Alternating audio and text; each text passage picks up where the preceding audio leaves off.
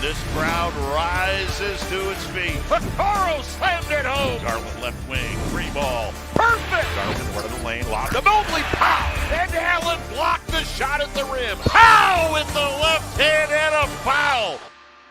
The Chase Down podcast is presented to you by Fubo TV. Watch over 100 channels of live sports and TV for half the cost of cable. There's no contract and no commitment. Try free at FuboTV.com. Hello, Chase Down listeners. The Cleveland Cavaliers have let the deadline come and go without making a transaction. Some are a little grumpy. They want a little action. I think only the Cavs and the Bulls did not make a transaction. But the Cavs vibes are still good, my friends. They're riding a 4-game win streak. And to discuss a very, very busy deadline for everybody else, and in replacement of our dear friend Justin Rowan, who remains in paradise in Mexico, we have friend of the pod, Jeff Nomina. How you doing, buddy? I am great. I think deadline day is one of my favorite days of like any sport, baseball, basketball. Like it's always a blast.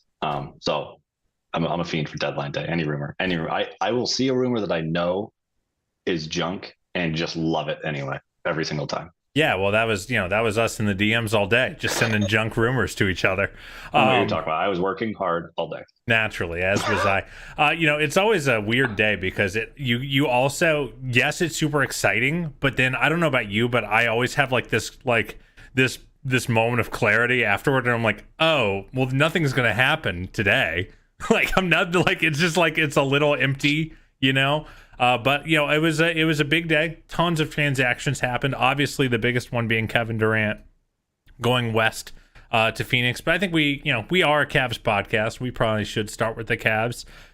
Cavs made no moves. You heard reports that they were active, that they were looking, but they weren't looking that hard. That was kind of the messaging that seemed to be coming out in all reporting was like, we're pretty fine where we are. We're not in love with everyone, with some of these kind of fringe names on the market. We're not sure they'll make us better, and we kind of like what we have. And, I guess we should have believed him, right?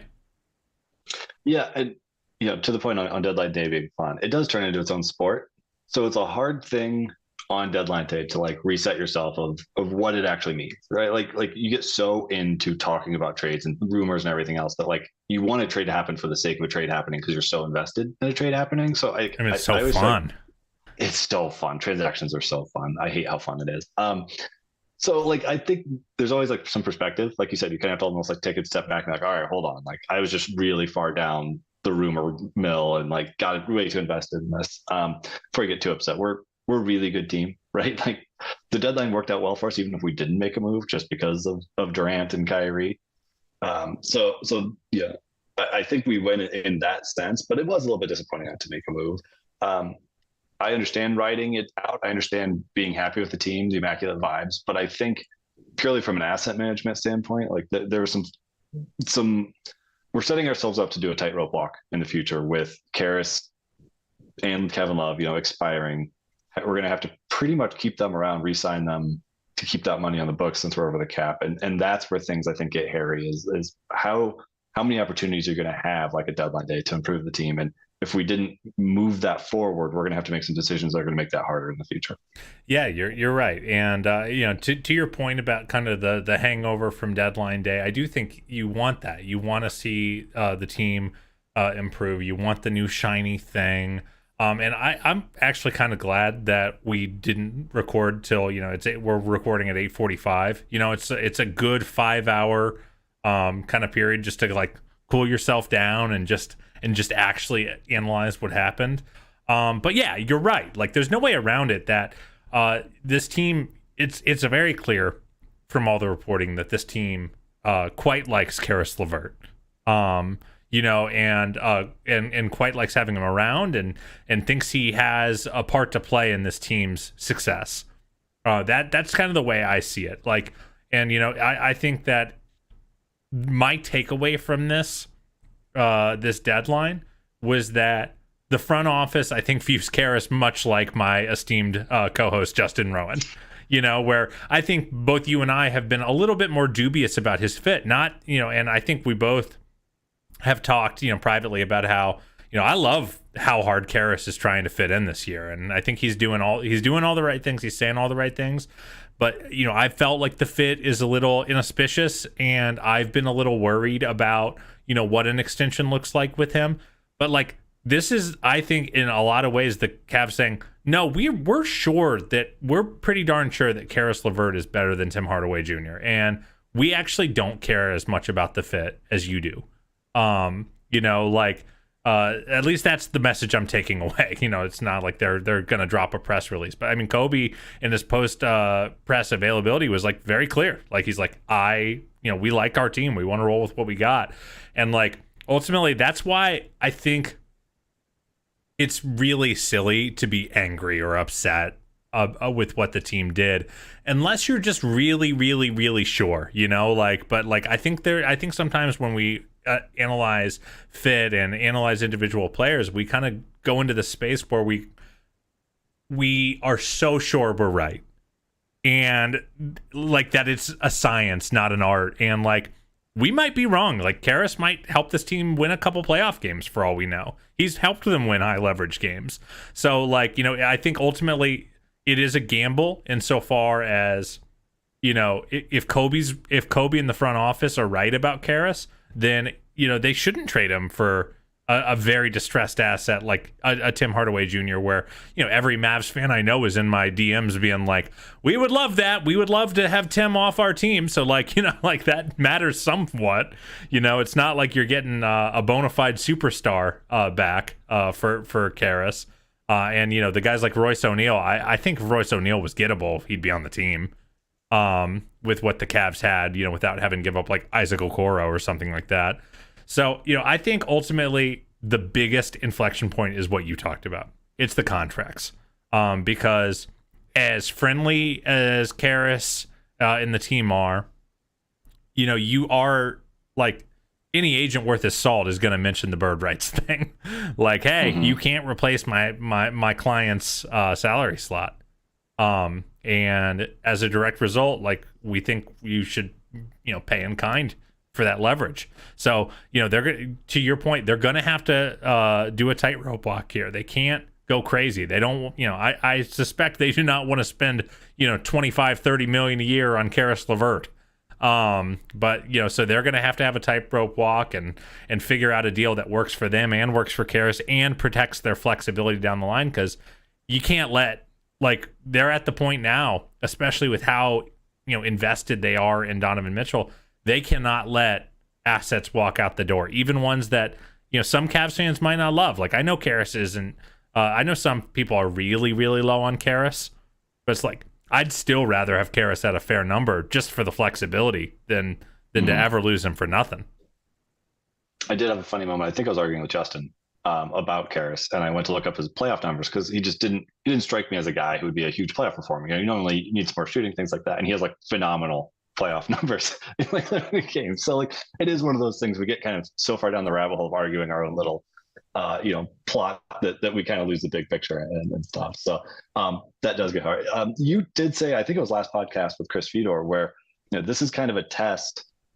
It's easier to be the GM that's tearing things down. It's easier to be the coach that's tearing things down. It's a lot harder to be the one who's making these decisions. And this is a hard decision. And it feels like sort of a going all in on the vibes sort of a situation where, Caris is clearly beloved in that locker room. Like, I think there's been plenty of reporting at this point that we can be confident that, he's a big part of that team. He's a big part of the locker room, coaching, front office. The entire roster seems to enjoy him. So it does feel like they're kind of going in on that, like saying, hey, we've got a good thing going. We don't want to upset that for a pure asset play, which is much easier for guys like you and I to talk about when we're just opening Basketball Reference and looking at stats and stuff. So it does kind of feel like they went that route and went to see what they have. But we've seen, we had it with JR and with Tristan, right? When they had us over a barrel with the bird rights, and they knew that we had to sign them. So that is going to be a tightrope.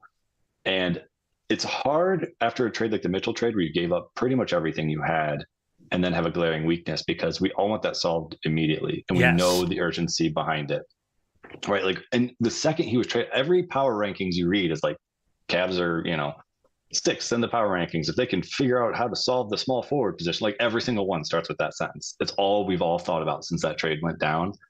And we all want it filled immediately. And I think there's a decent chance that we just didn't have the assets to pull off a move to fill the position that we all have been talking about nonstop since that trade happened. And it's just going to take a little while. And it's going to be hard. We're going to have some luck. Yeah, and I'll say this, that wasn't my core goal out of this deadline if they were going to make a trade. I'm feeling quite good about Isaac Okoro and Dean Wade at the 3 heading into this off season, or heading into this playoff season. They've got stuff to prove, sure, but they've shown enough, and between the two of them have the versatility where, okay, let's say Okoro's size is a problem against Jason Tatum, then we'll start Dean for a series. I think that spot is relatively fungible between those two. I just really was worried about shooting, and I'm going to remain. That's really the need that jumps out to me. And it's funny. We'll talk about that absolute shellacking of the Pistons. Sans our starting backcourt, but it was it was very clear, like, oh, the only two guys who can really shoot are not playing. I do worry about that in the postseason. I do worry about things getting a little too crunchy. They just don't have movement shooters on this team that don't, handle the ball 25% of the possessions. A guy like Luke Kennard did go for a pretty cheap price, though.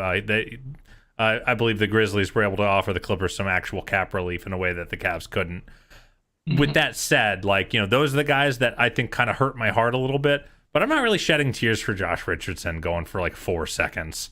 I'm not shedding tears for Jay Crowder going for 5 seconds. Those guys are like, they didn't feel like, they felt like pretty imperfect fits that also would have really expected to get a lot of minutes. And that's the hard thing, I think. That's the other challenge I think Kobe had, where it's like, not only did he needed to trade up for a player that was good enough to play, but didn't have so much reputation that he had to start them.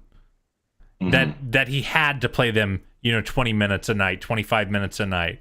We just watched Jay Crowder sit out half a season because he didn't want to come off the bench for Cam Johnson. I think that it was a challenging position to be in, and I think how you feel about the deadline and their choice really again just comes down to how do you evaluate Caris? As I've been on the record plenty of times saying, love the guy, just not sure the fit is there. So I was a little more willing to go out on a limb and try to lock up someone with a little bit more term on their contract. But, that it's an evaluation game at a certain point. I'm not sure I agree with Kobe's evaluation, but, sometimes that's not for us to decide. And, I think Kobe's earned some benefit of the doubt, right? Yeah, it's sort of a similar situation last year where when we were trading for Caris, we had this really good team. We were a game out of first or something crazy at that point, right? Ricky went down. We knew we needed to make a move because the team was too good to just punt and go with it. And if their evaluation of Caris is that much higher than ours, I would have been interested in trading, looking at like a Doug McDermott, something like that. To your point on the shooting and the contract situation would stretch into next year, which just extends your ability to make moves. But if they have an evaluation that he's significantly better, that's probably a pretty fair evaluation, and they don't want to detract from the team right now that's really good. If they're saying like, look how good we are, we're not going to just take a guy who's playing 20-30 minutes for us every night and punt that for contract reasons. That's kind of a similar situation. When your team's this good, you can't just play the asset game all out. You have to have some consideration for where you are and what that does to the roster. And the reality is, Justin tweeted this, from sipping a Mai Tai beachside, but he tweeted that, they also just didn't get a ton of eval time watching this team fully whole. And, part of that was structural. They signed Ricky knowing that he wasn't going to play till January, but they didn't know Dean would miss 2 months. They didn't know Isaac would have a terrible slump that threw off the first quarter of his season. So I do think the case for not making a trade among the just trying to preserve whatever assets you have, and not, downgrade and not have talent drain, is like you just aren't sure. Like, I think we'll know a lot after a playoff series or two. God, I hope it's two. And we'll kind of find out if Kobe was right or not, and we'll also find and that'll extend into the offseason when we see if this team can come to terms with Caris in free agency, where you go, okay, is that an extension that feels good, feels tradable if we do want to pivot, or that is fair, that helps them add talent elsewhere, things like that. We're just not going to know. I don't think you're going to be able to grade this trade deadline for probably another 6 months, and I know no one's going to like that, but I think it's probably the only kind of road forward. But with all that said, the rosters are not necessarily done. We're in buyout season, baby. You've heard names like Danny Green likely hitting the buyout market. You've heard names like Terrence Ross potentially hitting the buyout market. I think Will Barton, it's already been reported that he's accepted a buyout, or he's working towards one. Are you of the mind that the team should be looking to fill their final roster spot with someone on the buyout market if someone is so inclined? Yeah, I would be looking, to your point on shooting. I want to see proof of concept of shooting. I just want to see what it does to this roster. You and I have talked about this so many times of, what it looked like when Channing Frye stepped into the LeBron teams, and just what does it look like with our core four when you add a high volume, high accuracy shooter in that spot? I just want to know what that does. So if you could find anyone shapes loose that could do something like that, I would definitely look. I mean, I think a Terrence Ross, somebody like that, just the more wings you have, the better. And even in a playoff series, I love what Okoro's done. He's been awesome, but let's see. There's a chance we get into a playoff series and teams are just leaving him wide open, and you've got to pivot and you've got to look at something else because he's just not able to make him pay enough. And I love Jetty. This happened to Jetty in the play-in game. He got yanked.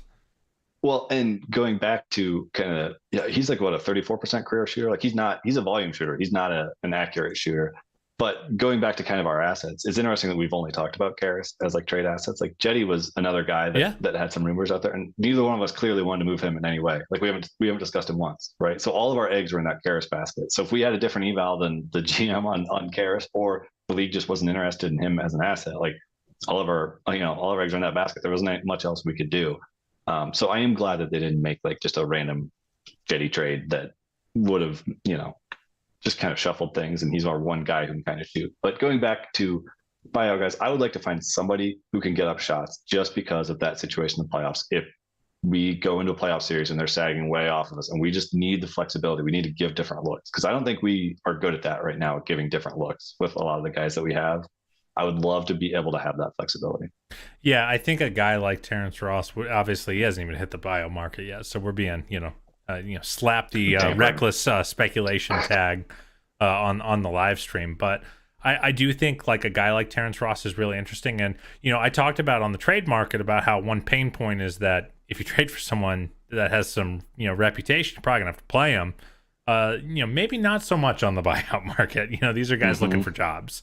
And maybe looking to latch onto a team that's, got some upward trajectory. So, the idea of being able to add someone like Terrence Ross, if Caris tweaks an ankle, or, Jetty's 3 is cold or makes a few boneheaded decisions in a playoff series, or you just, to your point, just want to do something a little different. You want to just add a knockdown shooter out there with Darius and Donnie because you're playing a team that doesn't have a 3 who's going to kill you on the perimeter. Then you have that optionality. Part of being a great team, and I think I'm having a hard time recalibrating to this. I don't know about you, but like we had guys during those finals runs from 2015 to 2018 who were good players who just stopped getting to play in the playoffs, depending on the series. That happens when you have a good team. So like sometimes I think my brain is in this space where it's like, well, if we can't be sure they're going to be in the rotation, I don't know if we're going to be able to accommodate them. But like, that's just how it works. Like, right. Great teams cut dudes from their rotation that are good and helpful. And we're trying to be a great team. So I would be interested to see if there's any appetite for someone that can fill that role in the market. And, just an extra veteran would be fun too. We still got so many kids. Like I know Danny Green might not have a ton left in the tank, but he could be very interesting. Just as a depth piece, as a smart defender. Also, I'm just a Danny Green super fan. If we're really going to call a spade a spade. But yeah, it's going to be interesting to see if they're active, because like they've been very comfortable sticking at 14 rostered players, even through all the injuries, even through Dylan Windler not being available. They've just been comfortable not filling up that final spot, and I wonder if that might change in the near future. Do you think that they will make a push to fill that spot, or do you think they're just gonna kind of roll and say, hey, if we need to convert Diakite to a non-guarantee, we'll just do that? I hope they do. I hope that they bring somebody in, and like I said, it's somebody that gives just a little bit different look, or even just a veteran. Danny Green's going to want to play somebody, even just somebody who can come in and be another guy who's been there. Mitchell's been through a lot, but the other guys have not seen a lot. Caleb's been through a lot as well. So another guy that could do that. But even on some of the blowouts recently, you kind of noticed, and I know that we had like Garland Mitchell out, but you still had Wade and I think LeVert out there late in the game. And like when we go deep into our bench, it's still guys who are like part of the rotation. Like we just don't have that many healthy bodies. Yeah, it would be nice just to have some healthy bodies. And our two-way guys are fine, but they're not there much, and they're not a different look really than what we have too much either. So a guy that just would provide something a little bit different, I think, would be very helpful. And just I think extending that bench would be great. We're deep in a lot of guys that are kind of on a similar plane, like the Okoro, Jetty. Wade might be a little bit higher, but Stevens maybe just like right around there. And it'd be nice to even just add another guy in that level, just give you more options until we can find the guy who's clearly above some of those. Would it definitely be a wing that you'd look to fill that final spot with? Because part of me, like, I saw Serge Ibaka's name on the wire, and I was like, and then I was like, it probably should be a wing if they sign someone. So like I was pushing for Nerlens like before the trade deadline. Like I wouldn't be against finding a big of some sort. Just again, give some different looks, or in that case, it's more being able to maintain. Last year when Allen went down, like the entire infrastructure of the team kind of crumbled. Like even somebody who could maybe just soak up some of that space. So if there wasn't the wing that made sense, maybe I'd look at something else. It wouldn't be a guard for sure. Yeah, I'm pretty comfortable with Rubio Neto at the point. I mean, my God, give me another victory lap for Raul Neto, the stud. 14, 8, and 4. So high on him beforehand. You were so excited. Like this victory lap should last a long time. I'm going to be honest. Like you should just keep it going. Well, I still feel like I manifested it, I know Kobe listens to the pod. He doesn't listen to the pod. And I think I really manifested it. I think I really incepted it into the front office, and I'm proud, And you know what else I'm proud of, is our video conference software. Support for this podcast and the following message come from Zoom. Have a million businesses connect using Zoom, a single platform for phone, chat, workspaces, events, apps, and video. Zoom enables real-time collaboration for teams around the globe. Zoom, how the world connects. Now, I'm surprised at how many ad reads you let Justin do, because I know that you love them. Like I know that you love working them in, and I'm always kind of surprised when you let Justin have all the glory on it. Well, I am, I think in a lot of ways we both have our own selfless little tendencies. We're both very selfish, in the macro, but in the micro, because I know Justin loves them, and he's the host. I'm just the co-host, so I love stealing them from him. That's very fun for me. Yeah. But in the macro, I just think like Justin can have the ad reads. It makes him feel good. He gets that press in the end. I do want to talk about the rest of the deadline before we kind of dive into actual more Cavs talk. And we got to start with the Brooklyn thing just collapsing in on itself. That is a deadline win as far as I'm concerned. Amazing. Because I was terrified of all of the like 4 or 5 matchups that we were looking at. It was going to be Brooklyn or even Philly. That was not fun. Like those were not fun to think about. And moving that a giant tier, Brooklyn was a tier here. If Philly was a tier down, we're talking a whole tier down from there. It's a much better feeling. Yeah, I mean, the reality is there is a clear top 4 in the Eastern Conference now. The Cavs are part of it. And, they're 4 games up on Miami now. That's Mm-hmm. You know, that's a legitimate, you know, man, was the hand wringing, does it feel silly now? And I don't think anyone's going to be catching them for home court. I think if they don't have home court in the first round, something went really wrong.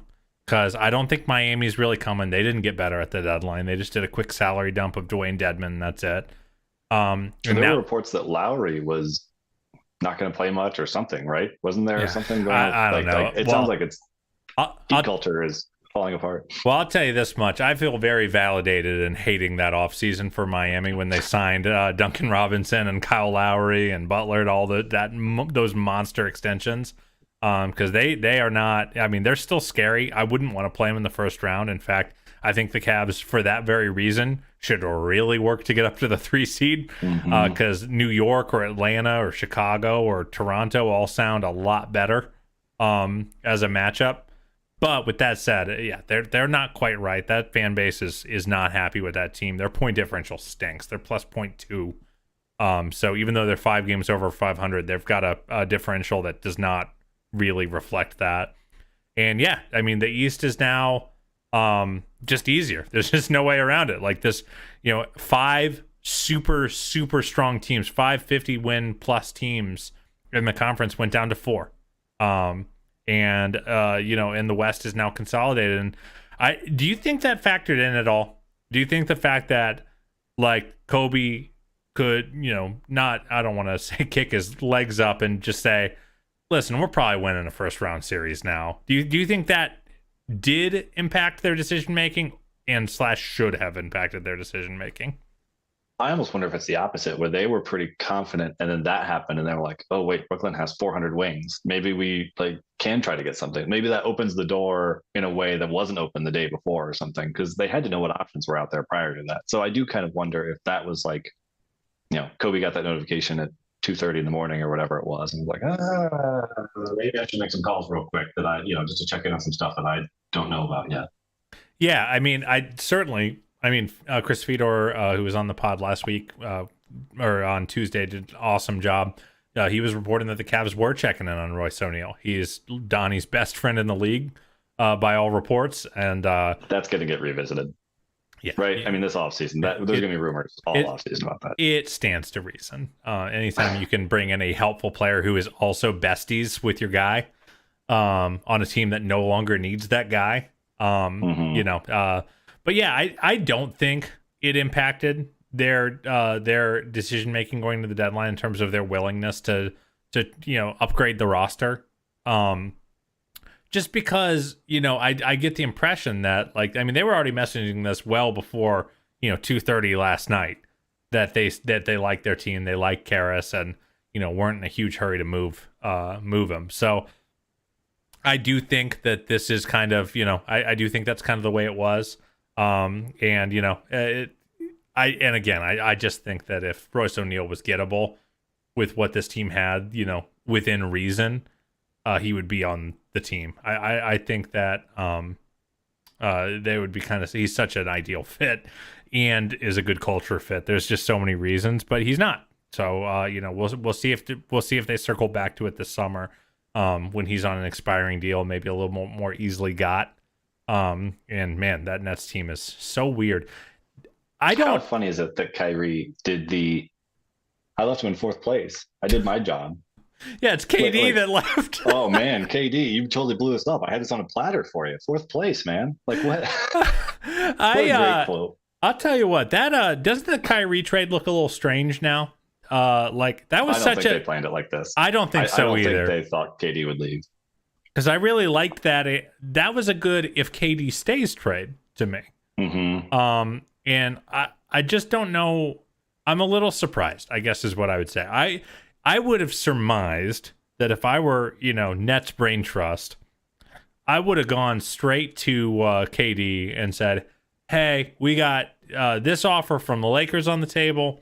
We got this offer from the Mavs on the table. If you want to stick around, the Mavs one makes a lot of sense for us. If you don't, the Lakers one makes a lot of sense for us. And I just think they'd be in better shape if they'd just taken the Lakers deal and then flipped KD, because the players they got for Kyrie were all immediately made irrelevant by the better players they got from Phoenix. Mm-hmm. You know, and even like Cam Johnson and Bridges, like those are really good players, but they're not super duper young. They're not fetching you huge hauls, so they're not even guys that like you immediately flip for something else. I mean, you immediately flip them, but it's not the same kind of haul as like those Lakers picks or something. Yeah, it's just weird. I just feel like if they had 4 picks from Phoenix in the swap, Bridges and Johnson, and then the 27 and 29 picks from the Lakers, that just feels like better business to me. The fact that they didn't know any of this is when people are like, why didn't they just pay Kyrie and stuff? I mean, this is part of it, right? Like there's no way to predict what was going to happen. They were never happy. Like, yeah, like, you can kind of see why Brooklyn got out of that business too. Oh, I'm not surprised they got out, and like I would have too. Just like, hey, let's just. And you almost, I don't want to like put words in anyone's mouth, but it almost seemed like Joe Tsai was like, just whatever, end it. Mm-hmm. Let's be normal. We might Right. stink, but let's be normal.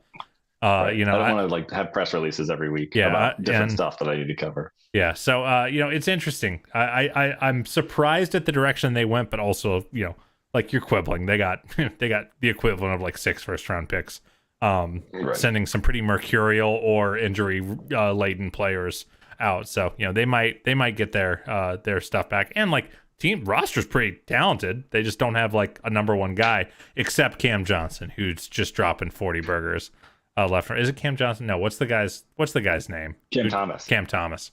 Too many Cams. Yeah. Too many Cams on the Nets. Let's take a look at the rest of the Eastern Conference real quick, and the other 3, because I saw a little bit of this where I think our boy Ziggy tweeted that the other top 3 teams in the East did look to improve their rosters. The Sixers added Jalen McDaniels, sent Matisse Thybulle out. The Celts added Mike Muscala from OKC, and the Bucks added Jay Crowder. And my question to you, Jeff Nomina, is: do you care about any of these? Like, none of these make me go, "Oh man, where it's going to be harder to beat those teams." Maybe the Bucks a little bit, just because they've been waiting for things to kind of snap in place, and that could be a snap in place kind of move. I mean, don't get me wrong, they've been awesome, but with Middleton out and just trying to kind of find things, I know they've been a little bit out and out. So that could help them be even scarier, but none of it changes the math significantly on anything. Like, I'm not like, oh, we can't beat Milwaukee now, right? Like anything I thought we were going to do against them doesn't change much. Yeah, I tend to agree. I mean, the Celtics trading for Muscala, I would call that a man. We're playing Luke Cornett a lot. We're seeing a lot of Cornett this season, and they were like, yeah, we can't. We need someone who isn't him, in case Robert Williams or Al Horford tweaks an ankle and has to miss a round. And it is another shooter for them. And they just are so stocked top to bottom with shooters. Philly, I think it's more if anything, I'm just sad about opportunity cost, because I really like Jalen McDaniels. Yeah, like he's a good player. That's going to be like, he's fine, he'll help them, but I would have liked to have done that if that's the price of it, Yeah, I think he is going to fit really well there. And I know a friend of the pod, Steve Jones, was kind of tweeting about, at first he was like, oh, his defense is going to be great. And then he watched the tape and was like, oh, he's regressed. And I just want to be like, Steve, you go play for the Charlotte Hornets. Right. That team's defensive identity is so sad right now. They just are not. They're a team. They're a transient team, right? Like, they're not. Winning is not number 1 KPI for that team, and I think that guy's going to be really good in a higher stakes environment. And I think it feels like the ship had sailed on Thybulle. Like as much good press as he's gotten, just can't shoot. Like, and he can't even finish either. It's not even like Okoro, where when Okoro gets the ball with advantage, he can hurt you in transition and stuff like that. It was just like. And then Tybulle's like individual defense was a little overrated. He is a great stocks guy, but you could get him in isolation. I think he wasn't super young, right? So like, it's not like a Okoro where you feel like you're working up to something. Like, all right, Okoro, like, do this thing, and we're all looking at 3 years down the line and what that's going to look like. But with him, I don't think there was a 3 years down the line. Like, I think he was already old enough. Yeah, he was like 22, 23 coming out of Washington. And I think Justin has said that Isaac is still younger, like a year younger than Thybulle was in his rookie year. Right. So like if I think that was a good piece of business for them, because I think McDaniels has shown enough shooting. He's shown a little bit off the bounce stuff, and like it's just another big guy to throw, especially if PJ Tucker continues to age like milk. Just another big switchable guy that kind of fits with the identity of that team, and like it's nice to have a big switchy athlete, because like DeAnthony Melton's really important for them right now, but I think certain matchups he's not going to be such a good fit. They have someone else. So Philly's a little scarier, but I don't think any of them meaningfully, changed their fortunes. I do wonder if the Cavs had been able to find a shooter, if that would have changed my opinion about any of those series, but I think the answer is probably no. And if the answer is probably no, then Kobe probably didn't air too hard by not making a trade. I hope this makes sense, but like, I don't know that a shooter would have made me feel more confident against the upper level teams. I think it would have made me feel more confident against the teams like below us. Like if we go into a playoff series against Spo, it's like, oh God, we can't get, like, I don't want to get schemed out of a series because there's just one thing we can't do. Yeah, you don't want to give a less talented team a scab to pick at. Mm-hmm. Like there is grace in losing to the Boston Celtics in the second round. Right. It will hurt if they lose to a lower seeded team. So no, I think that's a very good point and very accurate. What did you think about Toronto? Toronto was weird, man. Adding Pirtle and then not trading any of their guys. I just feel like they're a team that either is really doing a lot of misdirection in the press, or are the victim of their players' agents doing misdirection in the press, which happens. Like, you got to remember, guys, that is a big part of deadline season. Is like, I think the more you're around NBA Twitter, the more you're around reporting, the more you start, every time you see a report, you start to kind of get who is plugged in where. Know who a clutch guy is. You know who a CAA guy is. Who's got ends with certain teams, because if you pay enough attention, you see who's breaking which stories.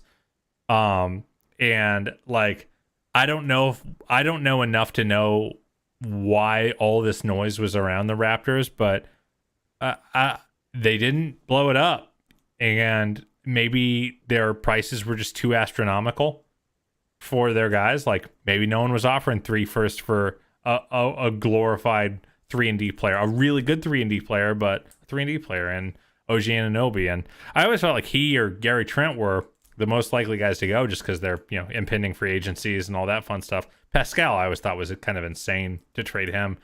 What did you think? I guess I'm fine with it. I mean, they just kind of did a loop-de-loop to get back to Pirtle in the starting lineup and maybe a little bit more normalcy. But what did you think of that move?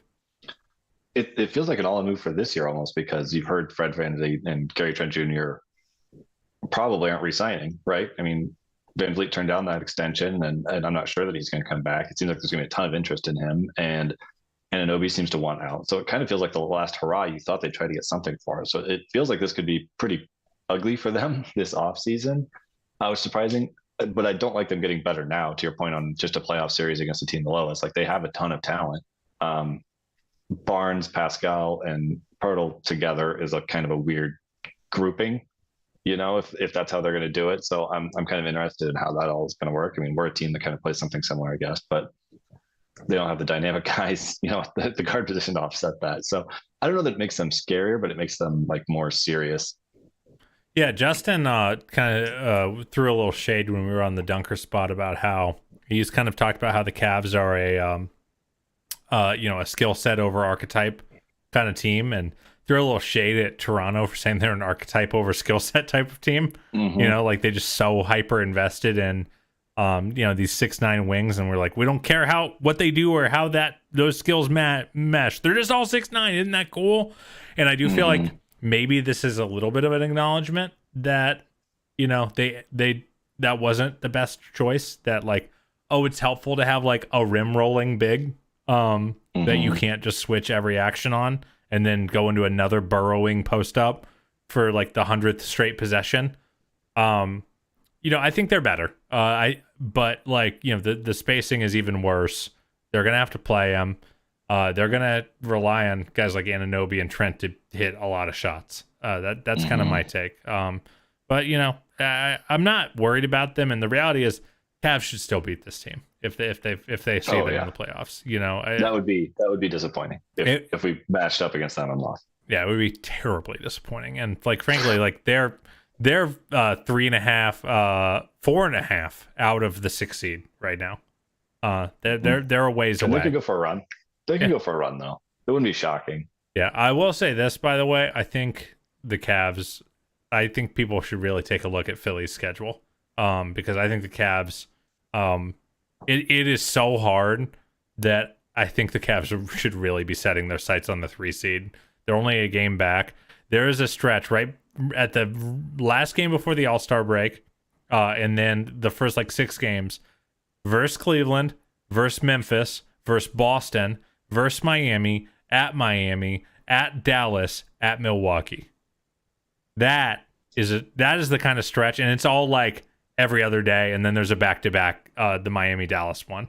That is the kind of stretch where you go, man, if they come out 500 in that stretch, they did pretty well. And the Cavs are entering the softest part of their schedule right now. You got to feel good. Haven't we played something like 4 or 5 fewer games than they have already? Or it might even be more than that. There's some crazy. I remember looking at the standings and just being like, why have we played so many more games than everyone else in the standings? Yeah, they played 4 or 5 more games than the other teams in the East. It's bananas. Right. The Cavs are 1 game back of the Sixers in the standings, but 3 more losses. That is unbelievable. So yes, you are correct. That we've played more. We get some good scoreboard watching. Yeah, it is fun to hate watch a scoreboard. I'll be honest. It's kind of like when your team has your draft pick and you can hate watch them. I'm great at it. I'll tell you what, I really excel in that space.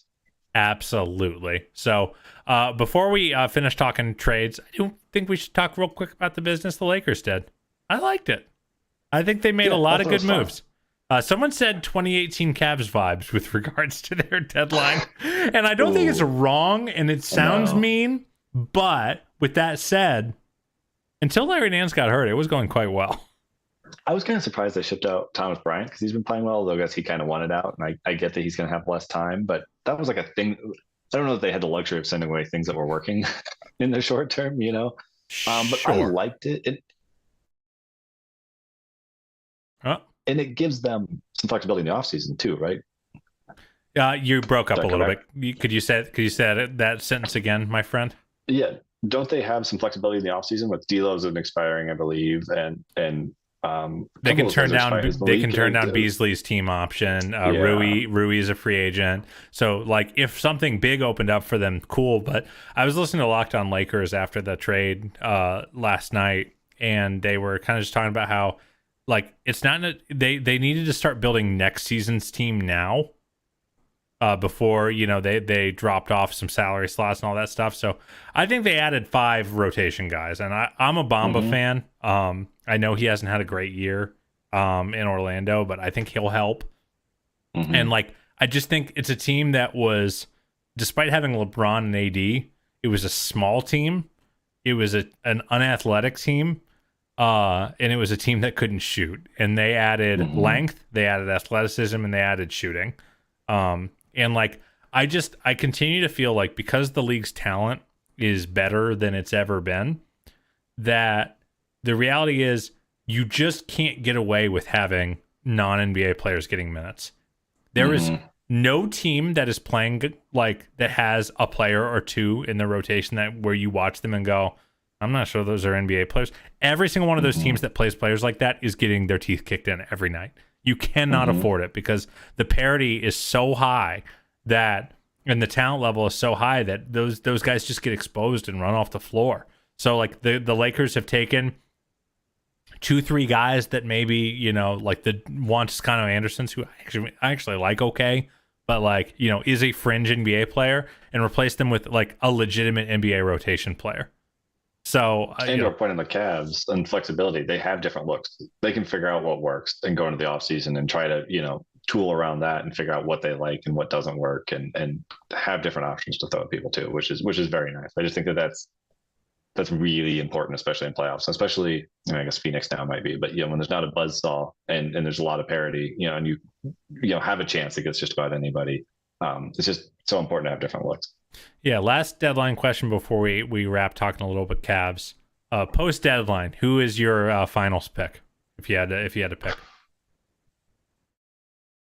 So I have a lot of hate in my heart for Boston, but I still think I have to pick them over Milwaukee. I want to pick Milwaukee so bad.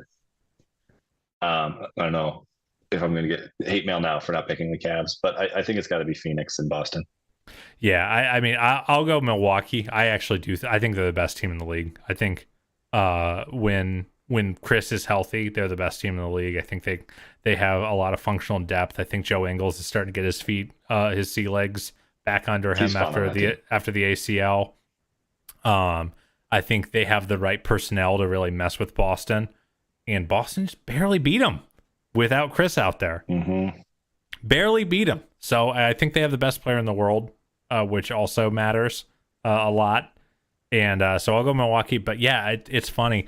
The Phoenix thing, I think it took me half a day to realize how freaking good they're going to be. The fact that they didn't have to give up DeAndre Ayton, I know there's a lot of like cultural and chemistry concerns there with him, but like that's 4 like bona fide like top 10 guys at their position. Still, I know CP3 is aging a little bit, but like I just feel like KD solves a lot of problems for them that they had in the playoffs last year. And they have the kind of supplemental playmaking and shooting like that can undercut some of KD's worst tendencies, which is like I still feel like his floor, his ability to read a defense is not on par with the other great players in the league. Boston just trapped him into oblivion and he turned the ball over and over and over again in the playoffs last year. But like they have the high level players, they have the high level shooting to just protect him from that. So man, I'd be surprised if anyone beats them in the West. I think they'd have to get hurt or mess up. Yeah, and it'll be interesting to see kind of CP3 in a playoff environment because he is dropping off quickly, and it feels almost like you remember in Miami when LeBron was there and Wade started like really dropping off, and it was like he had it sometimes, but there was just a lot of times where you didn't feel him for long stretches. I'm wondering how long CP3 can hold together to keep him to be high level enough to matter then. Yeah, I mean it's at some point you got to get old, especially when you're a 6'0" point guard.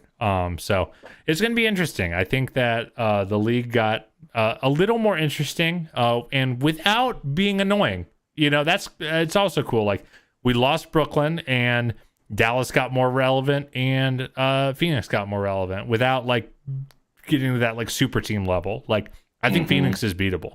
There are things. It's not. Yes, they have 3 huge names, but those names have some spots against them. So I still would like to see Denver come out. I just feel like that matchup gets really hard for them because I feel like their superpower is the incandescent MPJ game, and like what is Kevin Durant if not fully realized Michael Porter Jr. Right. Like, although Murray's been coming on hot lately, which is kind of fun. So that could change the math a little bit, but that is a tough matchup. But I like Denver too, and Aaron Gordon. I kind of figuring it out's fun. Yeah, it's going to be fun. So anyway, let's move back to the Cavs. We'll close out there with some actual basketball talk. We've talked so much transaction stuff today. They're beating the snot out of these bad teams they're playing, and it's really, really fun. I don't know, like we've been begging for them to go on this run just to take care of business against teams they should be beating, and it feels meaningful. Do you think it is meaningful, or do you think they're just beating up on some teams that are either slumping or just don't have the horses? No, I think it's meaningful. And I think, you touched on earlier when you're not playing like super realized NBA players. And I love all these guys that I'm going to mention, but like Okoro's gone through stretches early in the season where he was not providing a whole heck of a lot on one end of the court, right?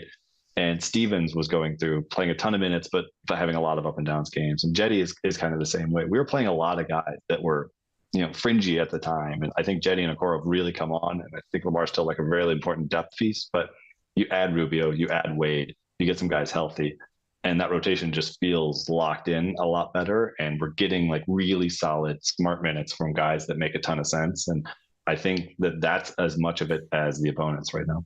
Yeah, I just think I think they've figured out their starting lineup, and that's what matters to me.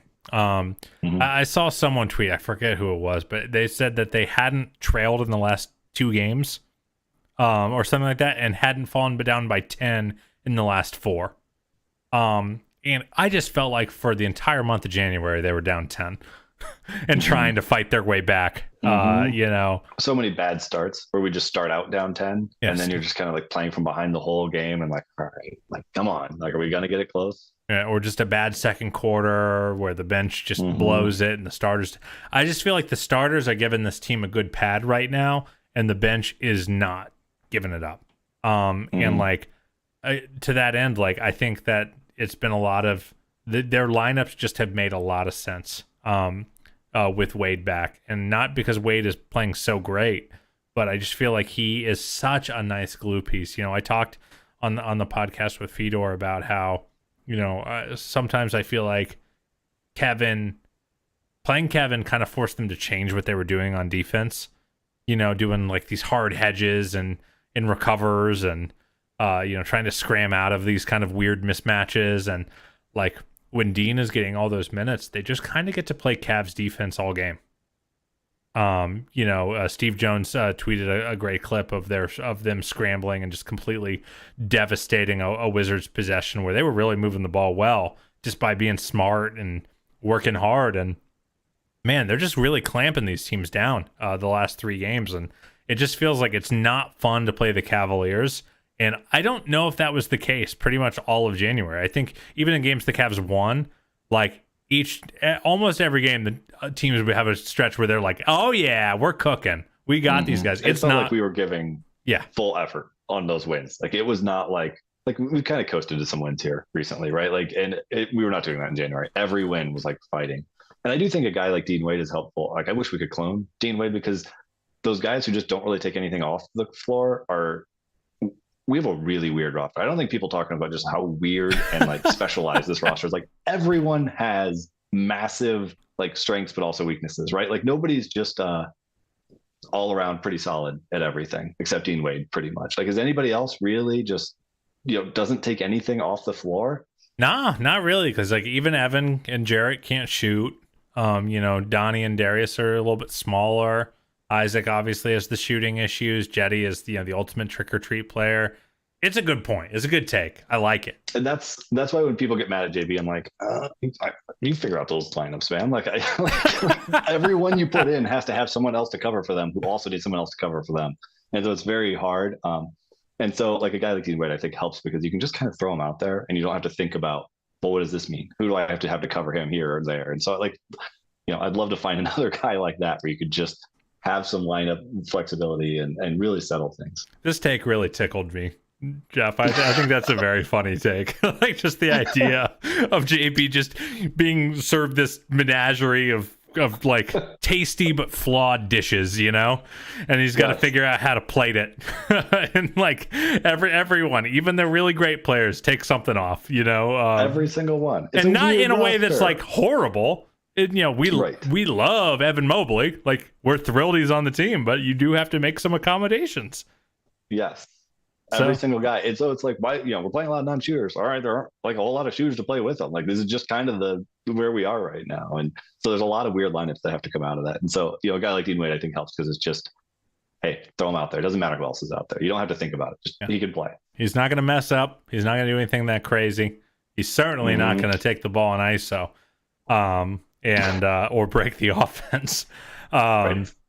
Yeah, it's been a really on somebody though. Yeah, it's been a really, really fun stretch, and it looks like it has a chance to continue. You look at their upcoming schedule at New Orleans, still without Zion.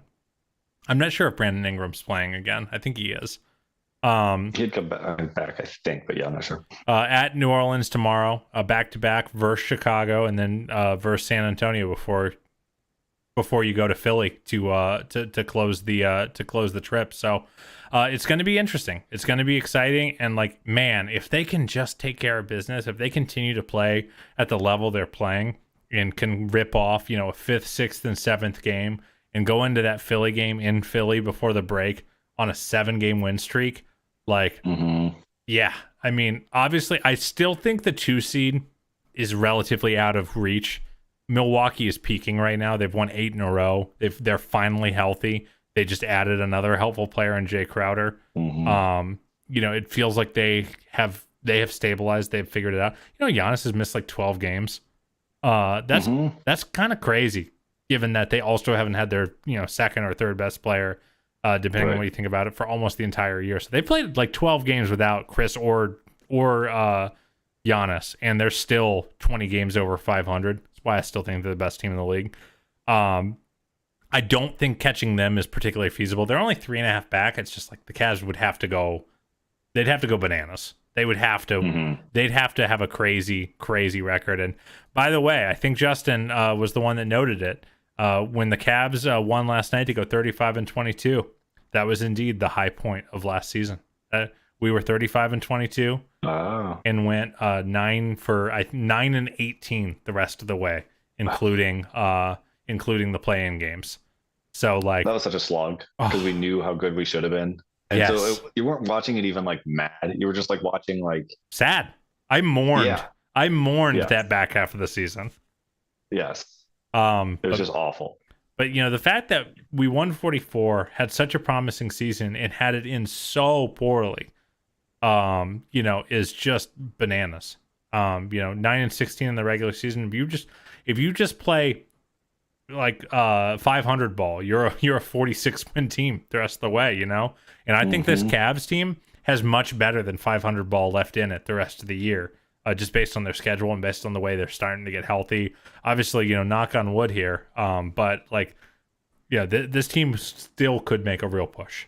I don't know if it's for the 2 seed, but clearing Philly while Philly goes through the hard part of their schedule, that feels very, very reasonable, and it feels like a goal this team should set because, as we've said, the 4-5 matchup, even without Brooklyn, is still going to be scary. The 3-6, that's a series you should just win.